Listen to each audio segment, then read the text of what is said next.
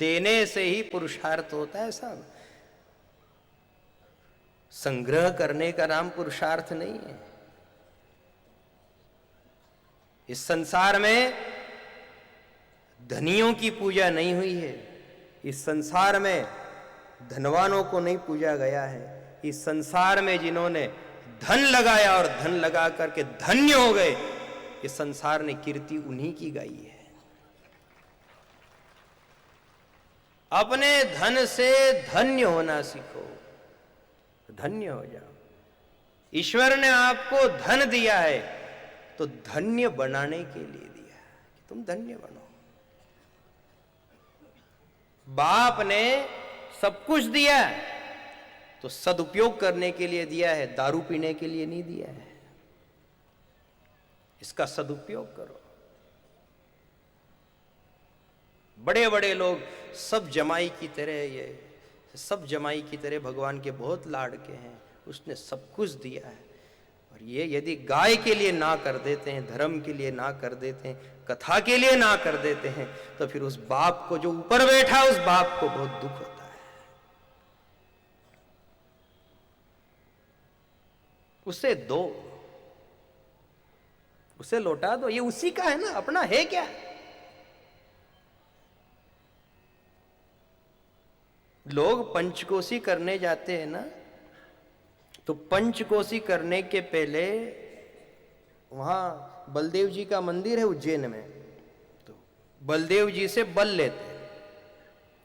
बलदेव जी से बल प्राप्त होता है और फिर वो बल लेकर के पंचकोशी कर लेते हैं। पंचकोशी में कोई बाधा नहीं आती, विघ्न नहीं आता है, शरीर स्वस्थ रहता है। पर बाद में ऐसा नियम है कि जो बलदेव जी से बल लेकर के हमने पंचकोशी की परिक्रमा की, जब परिक्रमा पूर्ण हो जाए तो वो बल वापस बलदेव जी को लौटाया जाता है। ऐसा विधान है उज्जैन में। पर नरा लोगों ने कहीं करियो कि जब उनने बलदेव जी से बल ले लियो तो बल तो खूब आई हो, चलवा की खूब ताकत आएगी, दौड़वा की ताकत आएगी, तो उनने बलदेव जी के बल पाछो नहीं लौटाया। उनने सोचा कि चलो ये ना बल से खूब घरे काम करांगा, ने खूब गेहूं काटांगा, ने सोयाबीन काटांगा, ने दौड़िया फरांगा। बलदेव जी के बल नहीं लौटाया, पाछो जाने घरे रहांगा, खूब मेहनत करांगा, खूब कमाएंगा। जिनने बलदेव जी को दोबारा वापस बल नहीं लौटाया, वो सब पागल हो गए, दिमाग खराब हो गया उनका, बीमार हो गए। फिर उनकी यात्रा करी, देवी देवता डील में आए। देवी देवता से पूछी कि इनके कहीं हुई है पंचकोशी का बाद? देवी देवता ने कि इनने बलदेव जी से बल ले लिया था, वो बल को इन्होंने प्राप्त करके अपना काम सिद्ध कर लिया, वो बल उनको लौटाना था, बल नहीं लौटाया, इसलिए बीमार हो गए। पागल जैसी बात करे तो फिर क्या करें? जिनका बल है उनको लौटा दो। आप में से कुछ लोगों ने पंचकोशी करी होगी, गए होंगे आप में से। किसान भाई बैठे हैं पीछे पीछे, सब आदिवासी भाई बहन बैठे हैं। जब पंचकोशी की यात्रा होती है तो नियम है, बलदेव जी से बल लिया जाता है और फिर लौटाया जाता है कि आप इसे वापस ले लो, ये आपका है, ये मेरा थोड़ी है। ए जाका जाको दीजिए रे तभी उभर न होए, ए पहले देवे सो खरा बाकी तो सब। वो बल अपने काम नहीं आएगा। आप सोचो कि उस बल को लेकर के मैं कुआं खोदूं? नहीं, वो बल सिर्फ परिक्रमा करने के लिए दिया था उनने, धन कमाने के लिए नहीं दिया है। धन रहे ना बल रहे, रहे ना ग्राम न ठाम। भागवत में सत्राजित की कथा है। सत्राजित से कहा, सत्राजित तेरे पास बहुत धन है, इस धन से तू धन्य हो जा। तेरे पास समंतक नाम की एक मणि है, भगवान सूर्य नारायण ने तुझे प्रदान की है, 8 भार सोना वो रोज उगलती है। इतना धन है तेरे घर में, तो तू भगवान में लगा दे, गौ सेवा में लगा दे, परोपकार में लगा दे, पुरुषार्थ में लगा दे, विष्णु यज्ञ में लगा दे, कहीं भी लगा पर लगा। सत्राजित ने इस बात को नहीं माना तो उसी धन ने उसे नष्ट कर दिया। ये कथा है भागवत में। उसका छोटा भाई प्रसेन भी मारा गया और एक दिन ये भी मारा गया। दोनों भाई अकाल मृत्यु मरे। अरे जिसने सूर्य की साधना की और सूर्य से वरदान में मणि पाई और धन पाया, उनकी तो सदगति होनी थी, पर दोनों भाइयों की अकाल मौत हुई इसी बात पर, क्योंकि उन्होंने धन का सदुपयोग नहीं किया, श्री कृष्ण की आज्ञा का उल्लंघन किया और श्री कृष्ण को ही मणि का कलंक लगा दिया।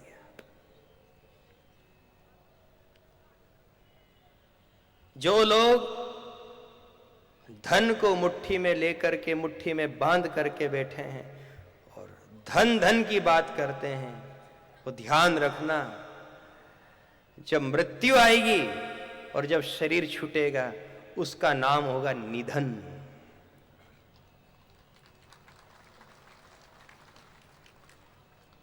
शोक पत्रिका आती है, क्या लिखा रहता है उसमें? फला फला का आकस्मिक निधन हो गया। अरे हम धन के पीछे मारे मारे फिरे, इस धन के पीछे हमने रोटी नहीं खाई, इस धन के पीछे हम दोपहर तक नहीं नहाए थे साहब, दिन दिन भर हो गया हमको, रात भर नहीं सोए थे इस धन के पीछे। धन के पीछे हमने झूठ भी बहुत बोला, इस धन के पीछे हमने पाप भी बहुत किया, इस धन के पीछे हमने गला भी बहुत घोटा, लेकिन एक दिन वो मौका आ गया कि धन तो चला गया और निधन हो गया।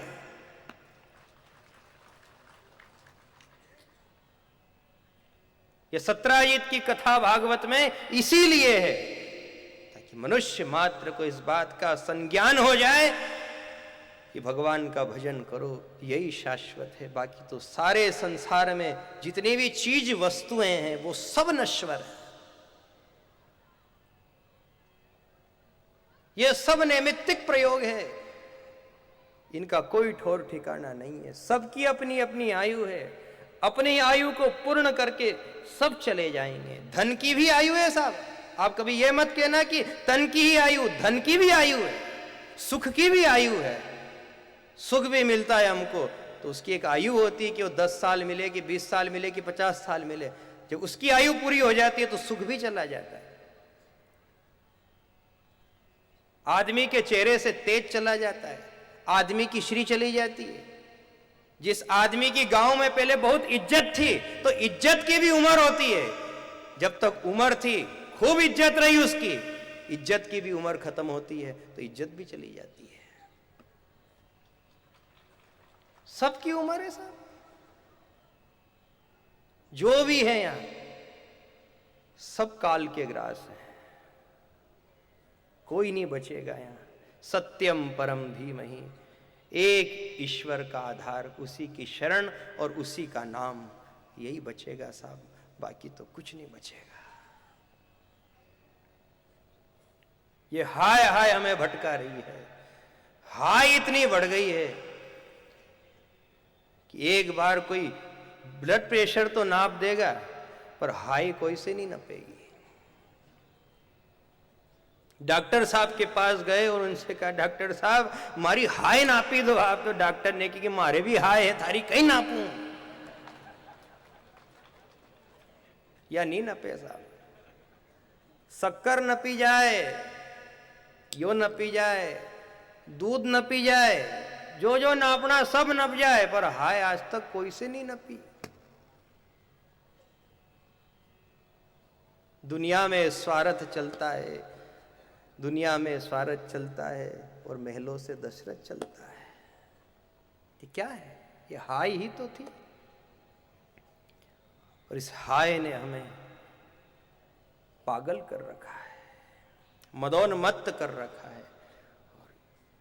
हाय में हमें यह भी नहीं पता कि कितने दिन निकल गए, कितना समय निकल गया, कितनी मेरी आयु व्यतीत हो गई, बीत गए दिन भजन बिना रे,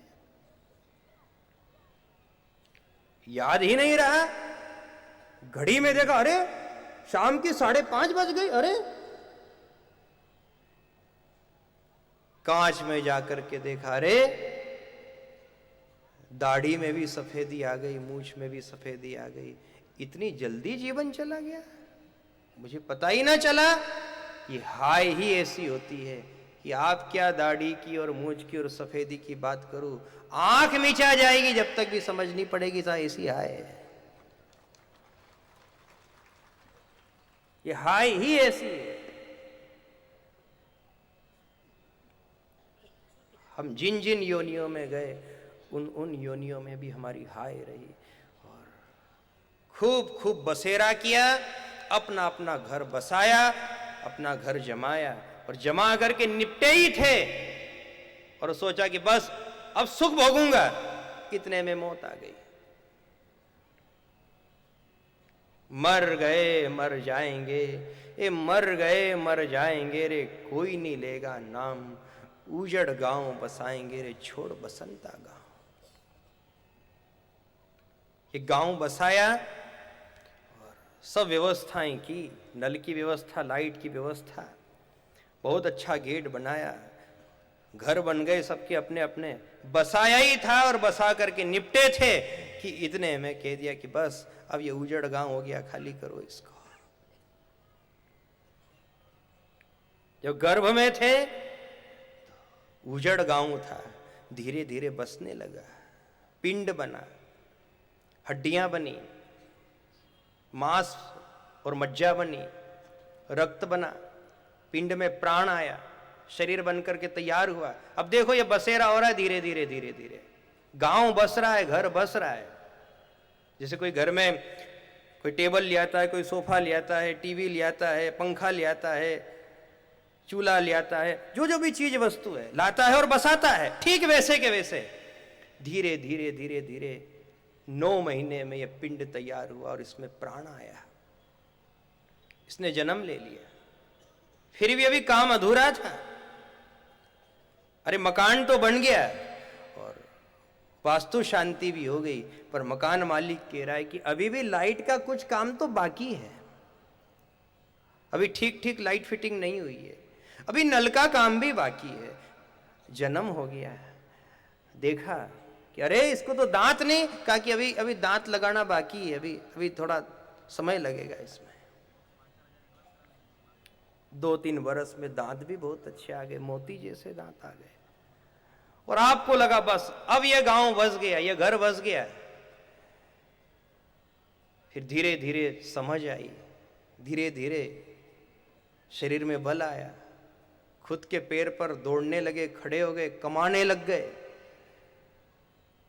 विवाह हो गया, बाल बच्चे हो गए, दुकान धंधे वाले हो गए, और जो जीवन तीव्र गति में व्यतीत हुआ, जो दौड़ा तेज गति में, तो उत्तरार्ध आ गया, सफेदी आ गई, बुढ़ापा आ गया, और इतने में ही फिर मकान खाली होना शुरू हो गया। जो दांत बहुत सुंदर थे वो दांत टूट गए। उजड़ गांव बसाएंगे रे, छोड़ बसंता गांव। बसाने बसाने में 50 बरस की आयु हो गई। 50 बरस तक में व्यक्ति को लगता है अब सब बस गया।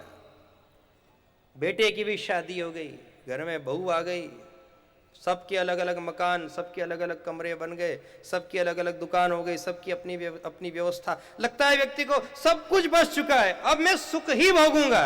इतने में फिर देखा उसने, तो जैसे ही वो 51 बरस का हुआ, 52 बरस का हुआ, धीरे धीरे धीरे धीरे वो क्या देखता है, ये गांव तो उजड़ रहा है। गाल में सल आ गए, कपाल में सल आ गए, हाथ में धुजनी आने लगी, जठराग्नि मंद हो गई, खाता है पर पचता नहीं है। ये गांव उजड़ रहा है। और एक दिन इसमें से प्राण भी विदा हो गया, और गांव के लोगों ने इस शरीर में आग लगा दी, और इस शरीर की राख बन गई। और राख भी कितनी, एक छोटी सी टोपली भर करके उजड़ गया। कोई पूछे कहां गया वो तो 5 फीट का था, 5.5 फीट का था, कहां है वो? कहा कि था पर अब उजड़ गया, अपनी है। हम चिड़िया की भी योनि में गए हैं ना, तो हमने वहां भी घोंसला बनाया, वहां भी हमने मकान तैयार किया। और मनुष्य की योनि में तो और हम मकान बनाते हैं तो उसमें मिस्त्री काम करे, ठेकेदार काम करे, इंजीनियर काम करे, रेत ईंट ये सब डंफर से आ जाए। अरे चिड़िया के यहां कोई डंफर थोड़ी आता है। चिड़िया ने अपना मकान बनाया तो चोंच से बनाया। वो चोंच से एक एक तिनका उठा उठा करके लाई और वहां जमा किया। फिर उड़ करके गई, चोंच में एक तिनका पकड़ा, फिर वहां जमा कर दिया। एक एक तिनका जमा करते करते करते करते करते उसने घोंसला तैयार किया। घोंसला बना करके निपटी थी कि इतने में वहां कौवा आ गया और कौवे ने उससे कहा कि खाली कर इसको, जा यहां से। इतने में कोई शिकारी आ गया, उसने बाण मार दिया। इतने में कोई लक्कड़हारा आ गया, उसने झाड़ ही काट दिया। अब झाड़ ही काट दिया तो घोंसला क्या करे बेचारा।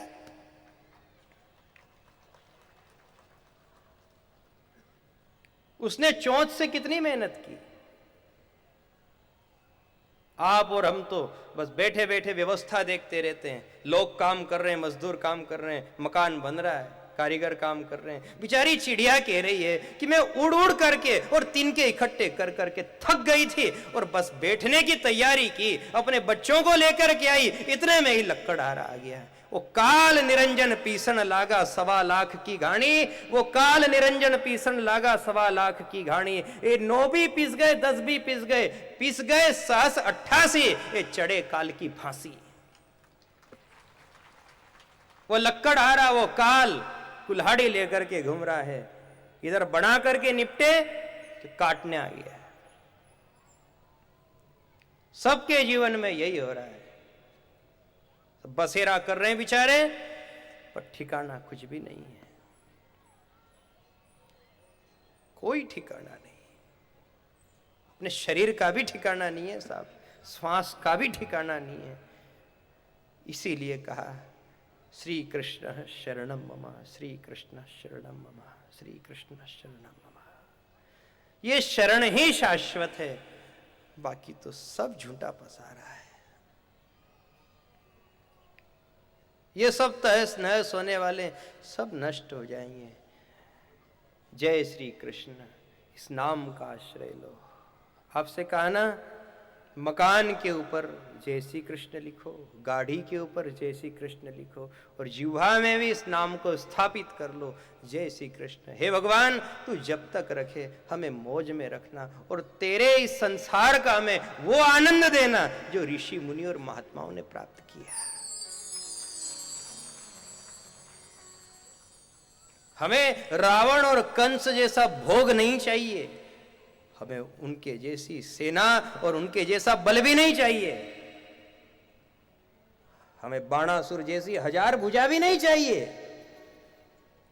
हमारी तो बस एक ही प्रार्थना है कि दिन दुखियों का साथ तुम्हारा,